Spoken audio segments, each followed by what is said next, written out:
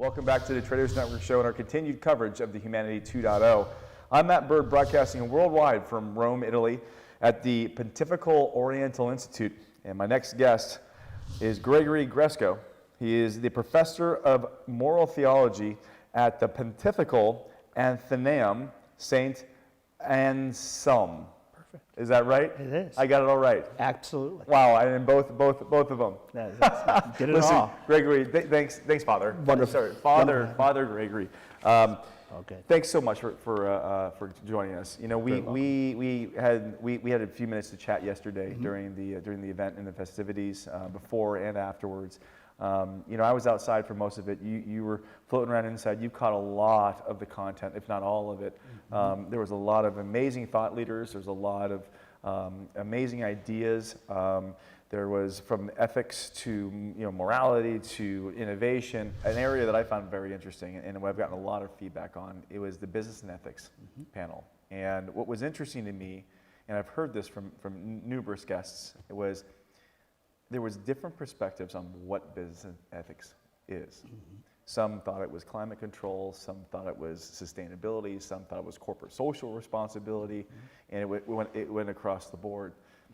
It must be an interesting thing for you as a professor of moral theology, because this really gets down to moral being at some level, and businesses operating morally, I mean, ethically. What was your take on it? Is it one thing, or is it all things? You know, well, I mean, there is one truth. I mean, and the truth, that's what we're trying to get to. It's like, what is that fundamental truth that can unite everybody in common? But it's vital to hear the diverse opinions and the various experiences, because everybody's coming in with different human experience. Every person has his or her own history and her own personal interaction with the personal cultural dynamic, a personal upbringing that they're bringing in to their work experience. And so it's vital for us to listen to the diversity of opinions and perspectives, not just opinions, which they're choosing to believe this or that, but the experiences that are forming who they are, that make them who they are in the workplace and as decision makers ultimately. And so in anthropology, this is a fascinating aspect of our work, is that we have to look at the human experience. And that's lived out in different places in different ways. It doesn't mean that there isn't something that can tie it all together. Right. But anybody who's coming into that room is probably representing a good number of people who aren't present in the room. The person's hardly alone in thinking or feeling a certain way. So we need to listen. It doesn't mean we always have to agree, but part of dialogue is listening and being able to respond, not react, but to engage in a dialogue and exchange back and forth so we can come to an understanding of what the key issues are. We may not be able to solve everything, but we can find and distill exactly what the core issues are that really will apply to the vast majority of societies that are out there. You know, I don't mean to cut you off, but I you know, as I hear you talk about this, and I reflect back on you know, other feedback, I can't help but feel that it isn't that they necessarily disagree. So I'm coming back to my own comment. I think that they would think is what is the most urgent that needs to be done, and it's not that one is wrong or one's right or one's wrong, but maybe it is they believe that the climate control issue is the most critical to be solved, and therefore this is what we should go down, like simpatica, and or corporate social responsibility. If you're looking down at the Google side of things, or what have you. So, what do you think about that? Ultimately, I think the next question I would have to ask any of them, whether I would agree or not, would be, why do you think this is the top priority? And get to the underlying issues. Get to the underlying, maybe a question's hiding another question's hiding another question. Right. And really drill deeply into, okay, maybe the climate control seems to be the big issue, but maybe there's something even more fundamental. There's maybe a fear of being eradicated, a fear of our livelihood being able to continue. And okay, so we can look at that as part of the human condition that's under threat and go, okay, are there other aspects where that fear may be in common with other aspects of technology and industry, so we can address the fear? And so ultimately, in Christian anthropology, what we're looking at is what is good for the human person. The technology can't be the end goal. We're not doing technology for technology's sake. Technology is an instrument of a human being who is always bigger, who is always of dignity in the Judeo-Christian context of being created in the image and likeness of God. Technology is not created in the image and likeness of God. Technology is always going to be a thing. But the danger as technology accelerates in its development at almost warp speed, and man is reflecting less and less on the impacts of that technology and whether a technology should be developed or should be implemented. Not whether it can be or can't be, but whether it should be. And what human beings should be doing and what human beings should not give to a machine to do. Then that's where we start getting into the questions of, is this good for the human being? And if it's not good for human beings, it's not good for the common good for society. And so we can never put the human being at risk of being reduced to a thing. A human being is not a set of data points, and that's it. We can't say, okay, we give to big data, okay, this bunch of data on this person, this bunch of data on this person, and the person becomes the data, and the person is actually forgotten. And so the data is bought for $1, $2, and the person's disposed of. Isn't that what capital markets do? That's the danger of capital markets, is to forget the humanity of the human being. And so the church in its social moral teaching, through popes of 100 years in the past century and into the present age, has always said the human being cannot be forgotten. The capitalism cannot be completely unbridled. Yes, there's free market economy, and John Paul II spoke very beautifully of that in various encyclicals, among other popes as well. But it can't be a free market without responsibility for the common good. It can't be a free market that is so unbridled that the needs of the weakest and the poorest are forgotten. It doesn't mean creating an entitlement society where you just throw money at everything. That doesn't fix a problem either. But how do we create structures that lead for nobody to be left behind, that help everybody to move forward, and so that when there's a legitimate capitalism that's at play, everybody's being considered. The good of all is seeking to be promoted. That everybody's lifted up. Nobody's being pushed down so that certain few can be lifted up. And if that's not considered, that's where you start to see some revolts among people. You start to see people getting very angry. I've been left out. I've been forgotten. Well, we've certainly seen that now, and the tools to communicate that message are worldwide. And, social media's proliferated a number of different narratives and messaging, and it allows people to find other people who believe the same thing, which didn't quite exist even 10 years ago. Bringing it back to about Humanity 2.0, I believe it could be a very effective, integrative launching pad. Absolutely. For your efforts, for big business, and for social change, if it's done right. How do you guys, when looking and evaluating, because this is 2.0, there was one last year. Was that 1.0 or is that just humanity? I think Humanity 2.0 is spoken of more from the perspective of this new horizon we have reached. And that humanity, in order to really remain human and not lose its humanity, needs to keep the proper considerations in mind, and the ethical decisions need to be made in the right way. Do you think what are your hopes as far as Humanity 2.0 as a launching pad? Well, I think it's got tremendous potential in that what we saw yesterday, for example, is that it brought all sorts of people together. It did. It brought thought leaders together. It brought decision makers together. It brought educators together. The president of Malta. It brought government leaders together. Right. And these are the people who should be talking to each other. There should be open dialogue. There should be an exchange of ideas. This is what really collaboration is all about. This is ultimately what dialogue is about, that through the word dialogos, that there is a true exchange of ideas, that there is a real cooperating, and that it's through that working together that we can reach a better good, and we can come to an understanding of what truly is good, what's authentically good, St. Thomas Aquinas would say.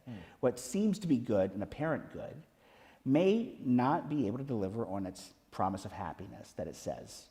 And so a lot of things in technology may seem good on the surface, but if we don't step back and have reflection, bring in the philosophers, bring in the ethicists. Not to say we have all the answers, but we are skilled a bit in kind of asking some questions that would help to promote the dialogue, to be able to help everybody come to the right answers. So what are some things that bring us all in common, even though they're going to be different ethical systems? The human being is important. The human being should not be instrumentalized and reduced to a thing to be used. Versus the thing itself being used. Right. Like this piece of technology. That's right. Yeah, it's interesting. You know, we've actually grown to a point where the technology runs without our direction. It's been algorithms been put in place, and it does it autonomously. Versus we've got analog technology like this, which we use, and we're in control of the output. Hey, as AI, and this is a big topic, and I don't want to get off, but I really like where this conversation is going. As AI begins to emerge, and it's a topic worldwide right now, we got privacy issues, we've got data mining issues, we've got big data, and all the things that go with the whole bag of cats. Where's the church's stance on this? Well, I think ultimately where the church is going to come in is always in defending the dignity of the human person, creating the image and likeness of God. So image of God means he looks like God, or she looks like God. And the likeness of God means acts like God. And so what does it mean to act like God? If we say God is love, then human beings are called to act like God by loving each other. Love God and love neighbor. And that if we don't love God, we're not going to be able to love our neighbor well. If we're not loving our neighbor, Jesus says in the Christian context, we're not loving God. Whoever we love the least may be how we love God the most. Well, that's interesting. And so we have a responsibility that's incumbent to that love. A love that is not responsible to the other and for the other is not real love. And so that is what brings solidarity to the human race, is that we are united as brothers and sisters, as humans. Even if we're different creeds, I still have a responsibility to love as God loves each of the people I encounter. And that's one of the dangers of technology. If technology is becoming the end in itself and humans are instrumentalized, humans become reduced to being things. The idea of an encounter gets lost. Human experience is not brought into the consideration the way it needs to be. That's one thing, artificial intelligence. I have to say that in quotes because I really don't believe there is such a thing as artificial intelligence. I believe they're complex, compound algorithms. But intelligence is human. An algorithm's not human. Now, it's an instrument that can do a tremendous amount of good and can do things at warp speed faster than we can. And so the question becomes, what should algorithms be given to do, and what things should they not be given to do? What things should be left to humans? If you have an algorithm making a decision in divorce court, who's going to have the kids, the mom or the dad? Wow. I don't want AI to make that decision. We need a human being who can consider human experience. Right. That's just one example of where algorithms really shouldn't go in the church's opinion. Yeah, I see the slippery slope that you're. Yeah, it's not that algorithms couldn't propose something and say, well, based on all the data, this. It's almost like having Spock in the room. Right. You know? Spock says this. Okay, now all of human history says, boom, boom, based on all these experiences. But now you have to consider the circumstances and the situation here and make the decision. And to make that point a little more relevant, Spock also wasn't human. Right. Yes, exactly. So one thing AI cannot do is make a moral decision. Human beings make moral decisions because only human beings are persons, integrated bodies and souls. As much as we can create something, we don't really create bodies that we give life to. We participate in that creative process, but there are many people trying to have a child who can't have a child, no matter how much they try. So there's something beyond us that involves the generation of life, even if we're participants in the process. And this is a vital point when it comes to understanding what it means to be human, that we are beings that have a certain level of transcendence about us. We're mental, physical, emotional, and spiritual. And those are dynamics that AI really cannot mimic and duplicate in the integrated way that a human being is.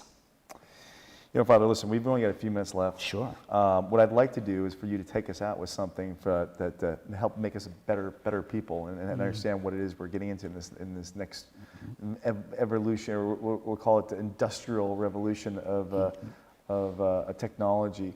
I know you have a few things that you want to get out, so why don't you leave it with you? Well, no, I appreciate that. I think first and foremost, we have to remember that in any decision, when we're looking at technology and its impacts, we have to look at the individual and what's reflective of the dignity of the human person. If a technology is being implemented that does not respect the dignity of the human person, it shouldn't be implemented. And it's a fundamental ethical decision point for any company. If this is violating the dignity of the human person, we should not move it forward. And so there's also the next level of how does this impact relationships? Because we're not living isolated. Now, many times technology leads us to be isolated. You have people who are glued to their computers and don't go outside for hours and hours and hours in a day, and they never see another human being. And they're living in virtual relationships, which really, when you get to the bottom of it, are not authentically true, fully communal relationships that are encounter relationships. It's easy to hide behind an avatar. It's easy to hide behind a comment thread and change your identity online and fake this and fake that. But authentic human encounter, that's something that has to be experienced face to face. And human beings, when they lose that, they lose a certain part of their humanity. And so if a technology is going to put that at risk, measures need to be taken to safeguard from that risk. To your point, I know right now there's a big debate going on regarding reputation and trust in online marketplaces. Sure. It's a big concern because we have rating systems that will give an individual a 4-star or 5-star rating based upon a short period of time of their life and based upon the interaction they had with that platform. And we make decisions whether we want that person to come into our home, eliminating the human interaction process, whether that feels right or not. And that's also making a very rash judgment call of a person. A person is worth a certain number of stars, is reducing the person to a product. And that's a very dangerous place to go, because what if you see a person who's got 2,000 reviews and my average is a 1.2? That person has very low self-esteem at that point and goes, well, if I'm going to base my life identity on that, why don't I off myself? Because I'm not worth anything to the vast majority of people who are seeing me. And that, of course, can then be corrupted and manipulated online. You get somebody in there who is more maleficent, and that is going to be a big risk there. But certainly, already the question of rating a human being based on limited human experiences, first of all, this is where Pope Francis says, who am I to judge? So there involves a certain judgment call on a person as a thing, as a product, that already is problematic. That would be different to say this person's services in this particular sector, we rate this person's delivery of services this way. That's very different, because that's looking at an element of a thing that's provided by the person, but not matching the person's identity with that thing. And that's a refined difference that I think is a very important one anthropologically. I don't want to go, I know we're going down a different topic, but this is so interesting, and I just happen to be privy to kind of what's happening on this side of things on the regulatory side. There's another side of the coin, which is that people can hide behind those ratings and do things because they have inflated a rating and find and infiltrate, homes and those sorts of things. Because they've established a layer of trust that doesn't really exist. That's right. They become actors who can hide behind a persona that they've created, a digital persona, a ratings persona, but then behind the scenes, if you really knew this person in this relationship, or if you really knew this person in the family dynamic, it'd be very different than what the rating is online. It ultimately leads people to live a bifurcated life, or a life that's almost like two-faced. Or multiple-faced. Or allow them facilitate, the technology facilitates living in a virtual state versus a real state. Or to do negative things. Exactly. Becomes an enabler for bad decision-making. So how does online marketplaces solve this problem? You know, is it by creating maybe a little more transparency on who they are? Like who is on the other side of that computer? Well, I think certainly transparency is a certain benefit because people need in any kind of exchange to know with whom they're exchanging. Otherwise, you can't make a proper decision. You really can't make a proper decision. And if a company were to do that vetting for them and not give them the transparency, this is kind of where the ethical problem lies. Right, and so there always need to be those fundamental truths of respecting justice and honesty, truth, the values that really unite human beings as what are considered goods for man. And that if at a social level the technology is, well, certainly violating the human person personally. It strips away the humanity. I mean, so, I mean, and there's a couple different ways of looking at it, but I can tell you, there's debate right now on current rating systems and transparency, and everything going with privacy is becoming a bit of an issue because if those laws were rewritten today, they'd look much different. Absolutely. Than they were 20, 30 years ago. We see what's happening in Europe just in the past couple of years with the privacy of the GDPR, which is probably the more advanced of the privacy laws out there right now. It is. It's much more advanced. But at the same time, as that stuff's happening, the same people that those laws are trying to protect, the individuals are freely giving their data away. Right. So then we start getting to who's on the other side of that computer, right. Who's on the other side of that rating. Then we start getting into potentially a conflict. And this has been really interesting. I think if anything, I think the moral aspect of whether it strips away humanity, does the fundamental piece of that technology strip away humanity? Right. And I think as a baseline, that's a pretty interesting. I got to tell you, that's fairly solid. I mean, at least from where I come, and I'm a technologist. I don't know if the word I should use is solid, but I find that it's an interesting way of looking at it. And hopefully that will be a way that any culture coming to the debate would be able to come to that and say, well, that is a fundamental value that we are human too, and to be able to defend that. If you force me to make a decision by that rating, you're stripping away my ability to figure out who that person is, to make a human decision based upon what's good for me. Right. Wow. That actually solves, that answers a debate that's going on right now. And I appreciate it. Bringing this full circle to Humanity 2.0. Sure. We're moved into the next segment. They have some amazing things and initiatives that are in the pipeline right now. Matthew is an incredible individual. Absolutely. His partner as well, they're smart guys. What are your hopes for them? Well, I think one thing I see tremendous potential with Humanity 2.0 is to bring forward a number of initiatives that can help everybody tune into the same channel, if you will, just like these panels and presentations yesterday have done. They help people to focus on, okay, this is one issue that everybody can get behind. Yeah. You're dealing with helping the built environment in maternal care. Absolutely something that resounds culture to culture to culture. And it creates action points that can be collaborated on so that you have a true cooperation. You have people really sharing in a common duty, which is what communication is. Communus, munus is in the Old Latin, duty, obligation, a common purpose. And so when you're sharing together on a common purpose and a common project, whether it's education in the Institute of Business Ethics, you are building a communion between people. And as there's a solidarity among the numbers that comes about through building an interpersonal communion, which is, it's right out of the book of John Paul II. Wow.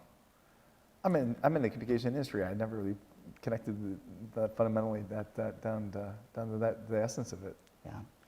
And so everything, whether it's you and I are together in a conversation, or our team here taking care of the video and the audio, there's a common labor, there's a common duty, a common work, a common purpose, and curiously enough, gift is another meaning of munus.